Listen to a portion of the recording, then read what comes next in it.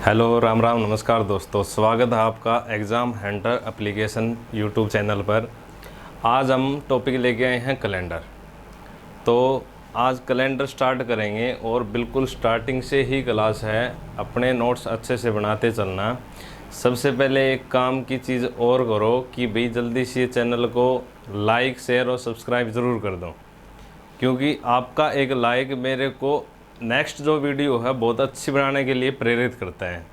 चलिए ज़्यादा टाइम ख़राब नहीं करेंगे, हम टॉपिक पे आएंगे। आज हम टॉपिक करेंगे कैलेंडर। कैलेंडर देखो, आपको पता होगा कैलेंडर दो प्रकार के होते हैं। एक कैलेंडर होता है जो सन साइन पे डिपेंड करता है और एक कैलेंडर होता है जो मून साइन पे डिपेंड करता है। मून साइन का मतलब क्या है कि भाई जिसे हम अपनी भाषा में बोलते हैं पंचांग। पंचांग जिसमें जैसे मानकर चलिए महीने आते हैं, जैसे जेठ, बैसाख, कार्तिक, जो भी ये चीज़ बोली जाती है, वो जो कैलेंडर होता है वो मून साइन होता है, यानी कि पंचांग वाला। जो हम दैनिक जीवन में जो यूज़ करते हैं कैलेंडर, वो होता है सन साइन। ठीक है, तो कैलेंडर दो प्रकार के होते हैं, लेकिन जो हमारा जो चैप्टर है कैलेंडर वाला पूरा टोटली डिपेंड करेगा सनसाइन पे। ठीक है, तो चलिए हम आगे सीखते हैं। भाई सनसाइन का जो पूरा ईयर होता है, एक साल, वो होता है 365 दिन, और एक प्रकार का होता है 366 दिन, जिसे हम लीप वर्ष भी बोलते हैं। लीप वर्ष यानी कि इसको हम अधिवर्ष भी बोलते हैं, अधिवर्ष। 365 दिन साधारण वर्ष। तो दोस्तों ध्यान रखना, दो प्रकार में एक सनसाइन हो गया, एक मूनसाइन हो गया। हम जो टॉपिक कर रहे हैं वो टोटली डिपेंड करेगा सनसाइन पे। ये दो प्रकार का होता है, जिसमें एक साल में 365 दिन होते हैं, एक साल में 366 दिन होते हैं। जिसमें 365 दिन होते हैं उसे हम साधारण वर्ष बोलते हैं, और जिसमें 366 दिन होते हैं उसे हम लीप वर्ष बोलते हैं। अब इनकी पहचान कैसे होगी कि भाई ये साधारण वर्ष है या लीप वर्ष है, तो मैं आपको बता देता हूँ। जो भी ईयर, जो भी वर्ष 4 से डिवाइड हो जाएगा और जो रिमाइंडर जो है, जो शेषफल जो है, क्या बचेगा, 0, वो होगा लीप वर्ष। और लीप वर्ष में जो फरवरी का जो मंथ आएगा वो होता है 29 दिन का। ये बात नोट कर लेना। दोबारा से रिपीट कर देता हूँ। लीप वर्ष की पहचान क्या होगी? जिस ईयर को हम 4 से डिवाइड करेंगे और रिमाइंडर हमारा 0 बचेगा, वो हमारा लीप वर्ष होगा। और उसमें जो फरवरी होगी वो 29 दिन की होती है। जो साधारण वर्ष होता है, इसमें जो फरवरी है वो होगी 28 दिन की। एग्जाम्पल लेते हैं, जैसे मानकर चलिए 2016, क्या ये लीप वर्ष है या साधारण वर्ष है? तो आपको पता होना चाहिए कि हमें 4 से उस सन को डिवाइड करना है, और ये जो 2016 है 4 से कंप्लीट डिवाइड हो जाएगा, तो 2000 लीप क्या है, लीप वर्ष है। इसमें जो फरवरी है कितने दिन की होगी, 29 दिन की। एक चीज़ और बता देता हूँ, जो ईयर होता है, जैसे मानकर चलिए 2020, इसको हम 4 से जो जब डिवाइड करेंगे, कंप्लीट डिवाइड नहीं करेंगे, सिर्फ आखिरी के 2 डिजिट देखेंगे। आखिरी के 2 डिजिट अगर 4 से डिवाइड होते हैं तो वो वर्ष क्या होगा, लीप वर्ष होगा, वरना क्या होगा, साधारण वर्ष। साधारण वर्ष सिंपल सा है कि भाई जो 4 से डिवाइड ना हो, जो 4 से डिवाइड नहीं होगा, वो कौन सा वर्ष होगा, साधारण वर्ष होगा। और साधारण वर्ष में 365 दिन होते हैं, याद रखना। और लीप वर्ष में 366 दिन होते हैं। फरवरी 29 दिन की होती है। जो ईयर 4 से डिवाइड हो गया वो हमारा क्या होगा, लीप वर्ष होगा। उम्मीद है जो चीज़ मैंने आपको बताई अच्छे से समझ में आई होगी कि भाई साधारण कैलेंडर में 365 दिन और लीप वर्ष में 366 दिन। चलिए नेक्स्ट चलते हैं, इससे आगे कुछ एग्जाम्पल लेते हैं। आप मेरे को बताना। जैसे मानकर चलिए मैंने बोला 2004, एक एग्जाम्पल लिया 2028। एक एग्ज़ाम्पल लिया मैंने 2017, और एक एग्ज़ाम्पल लेते हैं 1800, और एक एग्ज़ाम्पल लेते हैं 1900।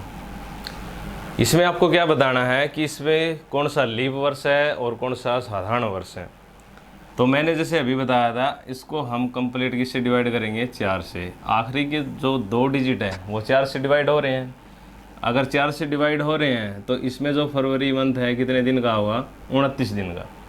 इसी प्रकार लास्ट के 2 डिजिट यहाँ पर भी 4 से डिवाइड हो रहे हैं, तो इस ईयर में जो फरवरी का जो महीना होगा वो भी कितने दिन का होगा, 29 दिन का होगा। अब 2017, क्या 2017 4 से डिवाइड होगा, नहीं होगा। अगर 4 से डिवाइड नहीं होगा तो ये कौन सा वर्ष हो गया, साधारण वर्ष हो गया। और साधारण वर्ष में जो फरवरी का महीना होता है वो कितने दिन का होता है, 28 दिन का होता है। इसी प्रकार से 1800, क्या 1800 4 से डिवाइड होगा, बिल्कुल होगा, क्यों नहीं होगा, 4 से डिवाइड होगा ही होगा। लेकिन क्या ये लीप वर्ष है, बिल्कुल है। जैसे आप कहोगे कि भाई बिल्कुल है, लेकिन सारी चीज़ें हमारी तो चलती नहीं। ये 4 से तो डिवाइड होगा, लेकिन हमें याद रखना है ये एक लीप सेंचुरी है, यानी कि लीप शताब्दी वर्ष। और लीप शताब्दी वर्ष जब भी आ जाए हमें याद रखना है उसको हमें 400 से डिवाइड करके देखना है, न कि 4 से। तो याद रखना, जब भी लीप शताब्दी वर्ष आ जाए उसको हमें 4 से डिवाइड नहीं करना, 400 से डिवाइड करना है। और लीप शताब्दी वर्ष की पहचान क्या होगी, इसके आखिर में 00 मिलेगी आपको, 00। तो ये चीज़ याद रखना, लीप शताब्दी वर्ष की पहचान है 00 लास्ट में मिलेगी, जैसे यहाँ पे मिली है। तो इसको हम 4 से डिवाइड नहीं करेंगे, इसको हम करेंगे 400 से डिवाइड करेंगे। क्या ये 400 से डिवाइड होगा, बिल्कुल नहीं होगा, बिल्कुल नहीं होगा। तो ये लीप शताब्दी नहीं है। तो इसमें जो फरवरी का महीना होगा वो कितने दिन का होगा, 28 दिन का होगा। तो उम्मीद है समझ में आ गया होगा कि भाई अगर ईयर का हमें पता करना है तो उसको हमें 4 से डिवाइड करना होगा। अगर शताब्दी दी गई है, शताब्दी की पहचान मैंने बता दी आपको, 00 लास्ट में 00 मिलेगी, और उसको हमें 400 से डिवाइड करके देखना है। तो 1800 400 से डिवाइड नहीं होगा तो ये लीप शताब्दी नहीं है। तो फरवरी का महीना कितने दिन का होगा, 28 दिन का। इसी प्रकार से 1900, क्या 400 से डिवाइड होगा, नहीं होगा, बिल्कुल नहीं होगा। तो कितने दिन की होगी फरवरी, 28 दिन की होगी। जैसे 2000 ईयर है, ये एक लीप शताब्दी वर्ष है, तो इसको हम अगर 400 से डिवाइड करेंगे तो ये 400 से कंप्लीट डिवाइड हो जाएगा। तो ये क्या हो जाएगी, ये एक लीप शताब्दी वर्ष हो गया। और इसमें जो फरवरी का जो महीना होगा वो कितने दिन का हो जाएगा, 29 दिन का होगा। ठीक है, उम्मीद है आपको अच्छे से पता चल गया होगा लीप का कैसे पता करें, लीप शताब्दी का कैसे पता करें, और साधारण वर्ष का कैसे पता करें। तीनों को अच्छे से समझ लेना, बार बार वीडियो को रिपीट करके, ताकि आपको अच्छे से समझ में आ जाए। पहले बेसिक अच्छे से समझना है, बाद में क्वेश्चन लगाएंगे।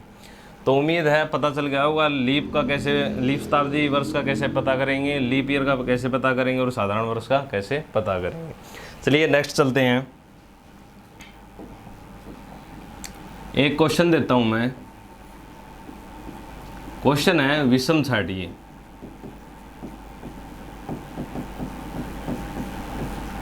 आपको बताना है विषम छाटिए। 4 ऑप्शन दिए हैं। पहला ऑप्शन है मानकर चलिए 1882, दूसरा ऑप्शन है 1992, सी ऑप्शन है 1999, और डी ऑप्शन है 1800। आपको बताना है इसमें से विषम बताना है। अब इस प्रकार के क्वेश्चन बहुत बार बनते हैं। विषम छाड़ने के लिए मैंने जो आपको कॉन्सेप्ट समझाया है कि भाई कैसे क्या करना है, कॉन्सेप्ट बेस पे ही क्वेश्चन बनते हैं। तो देखिए मैंने आपको बताया था कि भाई इनमें साधारण वर्ष और लीप वर्ष ढूंढ लीजिए। अब हमें पता जो 1800 है, ये एक शताब्दी, इसको हम 400 से डिवाइड करके देखते हैं तो ये डिवाइड नहीं होगी, तो ये लीप शताब्दी नहीं है। 1999 ये ईयर दिया गया, वर्ष दिया गया, तो इसको हम 4 से डिवाइड करेंगे। 4 से डिवाइड करेंगे तो ये 4 से डिवाइड नहीं होगा। 1992 है, ये 4 से कंप्लीट डिवाइड हो जाएगा, तो इसका मतलब क्या है, ये लीप वर्ष है। क्या 1882 4 से डिवाइड होगा? बिल्कुल नहीं होगा। तो विषम सारणी का मतलब क्या, हमारा आंसर क्या हो जाएगा 1992। और क्यों होगा? क्योंकि ये क्या है, लीप वर्ष है। तो याद रखना है ये क्या है, एक लीप वर्ष है, इसलिए ये इन सभी से क्या है, भिन्न है। तो उम्मीद है इस प्रकार के क्वेश्चन आप आराम से करोगे, आसानी से करोगे, कोई ज़्यादा मुश्किल नहीं है। 2-3 चीज़ें बताई हैं, उन 2-3 चीज़ों पे ही ध्यान रखना है। इसके अलावा आगे चलते हैं कि भाई क्या जो लीप ईयर है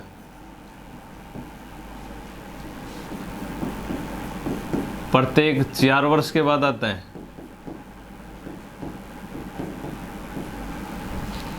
क्या जो लीप ईयर है प्रत्येक 4 वर्ष के बाद आता है? आपने देखा होगा काफ़ी बार, जैसे मैंने बोल दिया है कि भाई 2004 क्या लीप वर्ष है? बिल्कुल है, 2004 लीप वर्ष है। इसके बाद कब आएगा? 2008 को आएगा। इसके बाद कब आएगा? 2000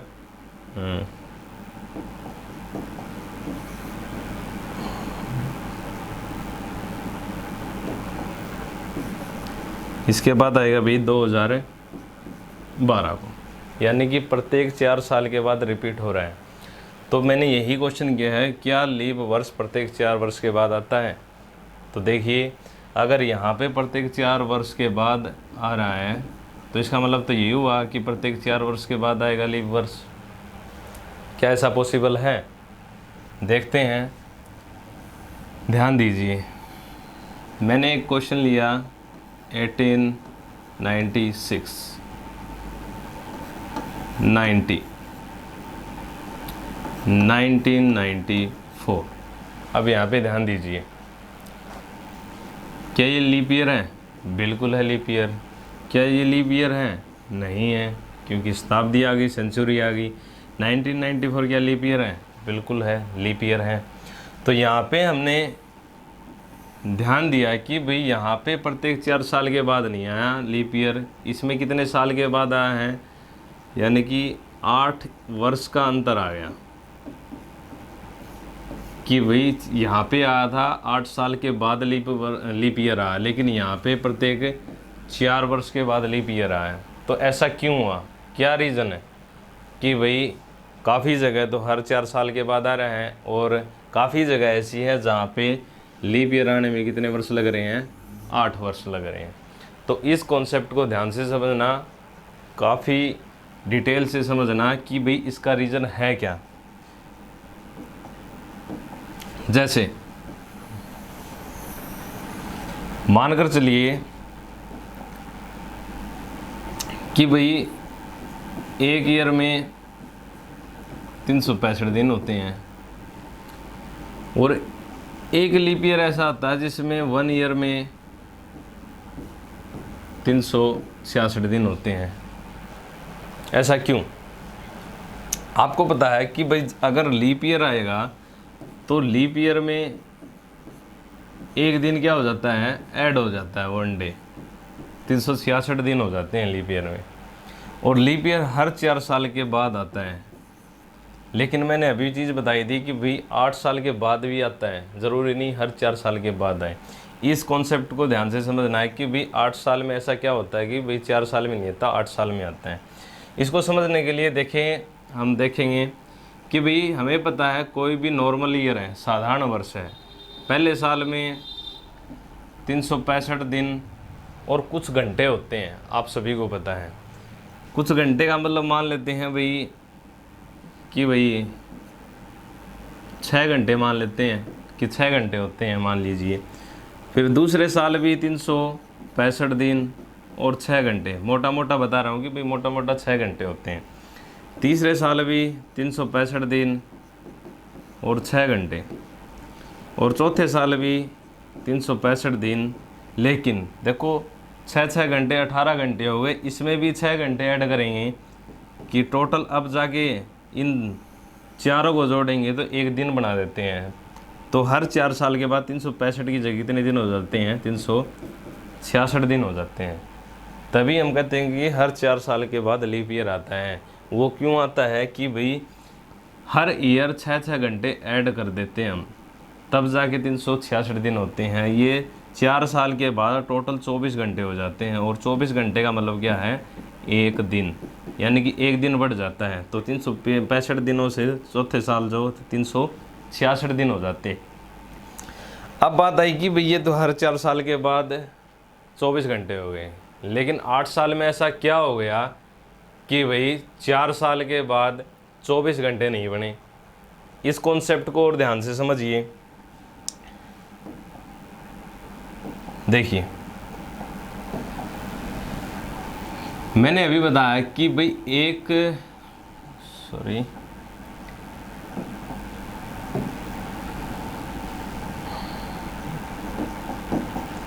ईयर, एक साल में 365 दिन,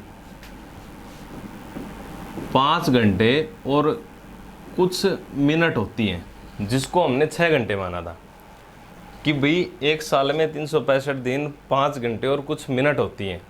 ऐसे ही अगले साल सेकंड ईयर में भी कि भाई 365 दिन, 5 घंटे और कुछ मिनट की कमी रहती है।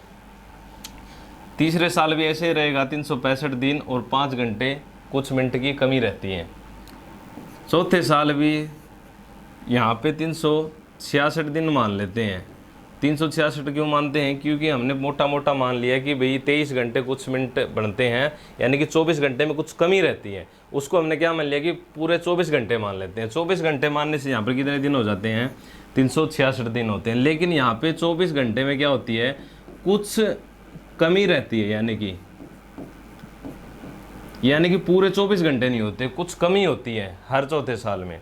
लेकिन हमने मोटा मोटा इसको एक पूरा दिन मान लिया, तो कुछ मिनट की जो कमी रहती है। इसी प्रकार से 4 साल के बाद 8 ईयर में भी 366 दिन और कुछ मिनटों की क्या रहेगी, कमी रहेगी।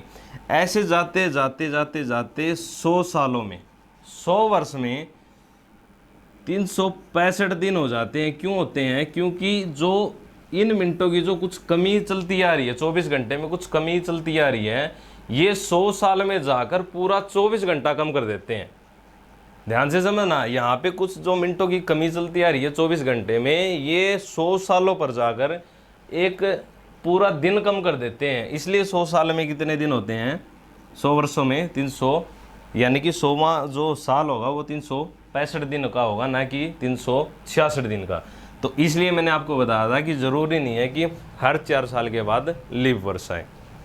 तो उम्मीद है मेरे को सभी जितने भी वीडियो को देख रहे होंगे उनको अच्छे से कॉन्सेप्ट समझ में आ गया होगा लीप वर्ष का, साधारण वर्ष का, कि भाई हर 4 साल के बाद लीप वर्ष आए, ये ज़रूरी नहीं है, 8 वर्ष के बाद भी लीप वर्ष आ सकता है। तो ये कॉन्सेप्ट अच्छे से समझ गए होंगे। अगर आपको वीडियो अच्छी लगी हो तो वीडियो को ज़्यादा से ज़्यादा शेयर कर दो, लाइक कर दो और हमारे चैनल को सब्सक्राइब कर लो। तो चलिए मिलते हैं नेक्स्ट वीडियो में, तब तक के लिए धन्यवाद, thank you, ta ta, bye bye, okay.